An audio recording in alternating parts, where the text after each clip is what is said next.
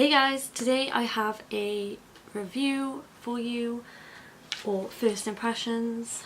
It is currently day 3 of 10 days of foundation. Let me know below if you are enjoying the video so far.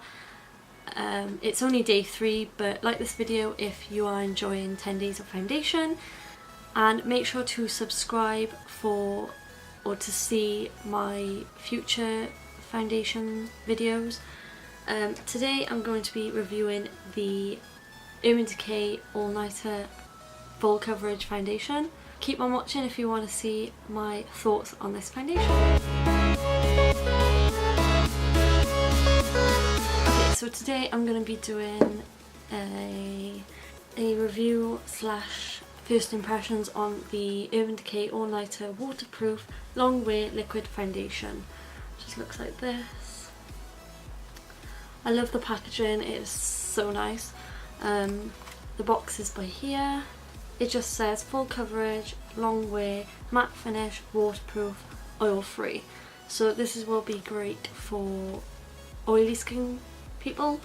I got the shade 2.0. I thought this would be okay. I got the 0.0 because it's like the warm tone, I believe.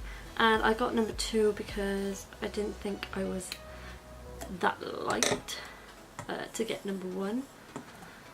But yeah, I'm going to make sure to shake it. Doesn't really say to shake it. It says on the back, I'm not going to read it all because there's loads. It says the ultimate foundation for a flawless looking complexion. This waterproof formula provides complete coverage that lasts all day or all night, with a modern matte finish that never looks overdone. How many hours? It doesn't say how many hours it's advertised to stay on your face for, but I believe it's like an all-nighter thing, so they recommend all day. So like usual, I'm going to do one side with a brush, one side with a sponge, and then I'm going to do one side with primer and one side with a powder. So I'm using the Nivea Post Shave Balm just because it doesn't advertise as a primer, so it doesn't benefit much. And then apply it on this side. I do one half of my face just to see if it makes any difference at all. I don't have many spots, or I only have one on my nose by here and one on my chin by there, but the rest is just redness or freckles that I want to cover up that side. So while the primer sets, I will do this side, and for my right side or left side, whichever one you can see, I'm going to use a sponge. So I haven't had a look at this yet.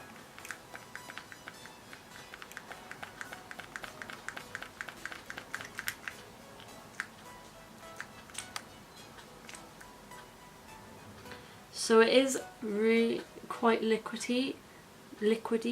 As you can see, it's running down my hand quite a lot. The shade looks pretty decent. It has a scent. Wow, this is actually really formula-red. The scent is kind of paint-like, but it's not actually that strong. Okay, so the coverage is really good so far, even with a sponge.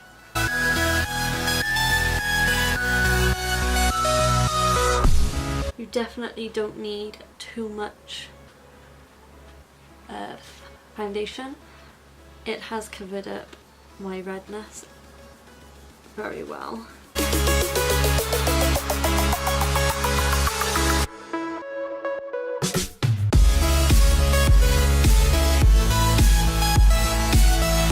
Okay, so that's one quick layer. As you can see, this side has a lot of redness, and this is just cancelled out the redness and I would say it is a matte finish, definitely.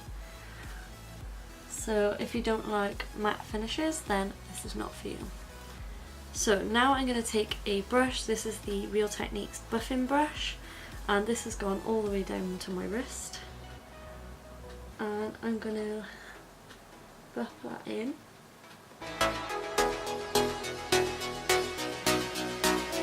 Okay, so off the bat I actually prefer it with a sponge. Kind of looks a little bit streaky with the brush, but once you buffed it out, I suppose it will be okay. Okay, so I put one layer and one layer on. I actually prefer this side. I actually think it gave more coverage and it doesn't look as cakey, because with a sponge it obviously takes away some of the product. I'm just going to add a little bit more to my problem areas just to see how this foundation builds, and I'm going to just use a sponge because I preferred it with a sponge, and already I can see that it looks great with a sponge. It doesn't look as cakey and foundation-y. Obviously this foundation looks like you are wearing foundation because it is a full coverage matte foundation. The colour is actually really good. I've heard that it does oxidize, so we'll see if that actually happens. Okay, so far so good. I'm going to add some concealer just to see how it works with other products.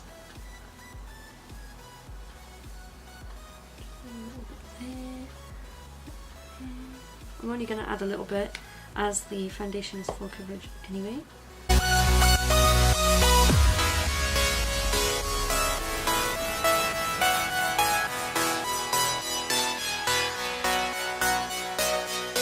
It blended well with the concealer. It doesn't look cakey. It's definitely a matte finish, definitely full coverage. I like the coverage and I actually really like it. It doesn't look cakey. It actually doesn't feel like I'm wearing the foundation, and it has dried really quick. It's kind of like a powder feel. It does transfer at the moment, but I haven't set it or anything yet. But I'm going to take my Rimmel Stay Matte powder in transparent. Is it transparent? Yeah. And I'm going to powder this side. Again, I'm only powdering one side just to see if it makes any difference. It might not because it is a matte foundation already. Okay, so that actually looks really nice. So far I am really liking it. I will let you know after I've done the rest of my makeup if it's oxidized or anything like that. So yeah, I'll see you in a minute. Okay, so I've done the rest of my makeup. I've done really basic makeup because I like to see how the foundation's doing and not worry about other things, if that makes sense. So I've done a little bit of bronzer, did my eyebrows, mascara, and then put some lip on. So I haven't done much. So far it's actually looking really good. At the moment it doesn't look like it's oxidized at all. It is currently 12:30, so it's quite a late start. I have a hair on my face. Obviously it does look like I'm wearing foundation because it is a matte full coverage foundation, but I'm a person who likes full coverage foundations, so that doesn't really bother me. But if you're not a full coverage foundation lover, then I would not recommend this. It's covered the redness, it's covered my freckles in the centre of my face. I also forgot to mention I have oily combination skin, so I have an oily T-zone and the rest of my face is just normal, or it can be dry. So It is definitely not looking shiny on my T-zone.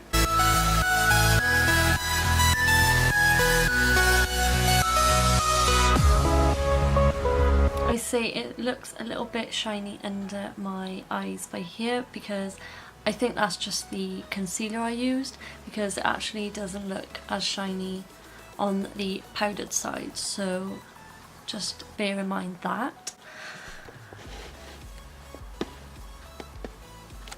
So yeah, this is the, just remember this is the prime side and this is the non-prime side but powdered side. So I will come back in a few hours and let you know how it's getting on. At the moment I give it a 2 thumbs up, so yeah, stay tuned. Okay, so it is currently 5 o'clock on the dot. I have to say the foundation is still looking really good. Still has the full coverage, still looks great.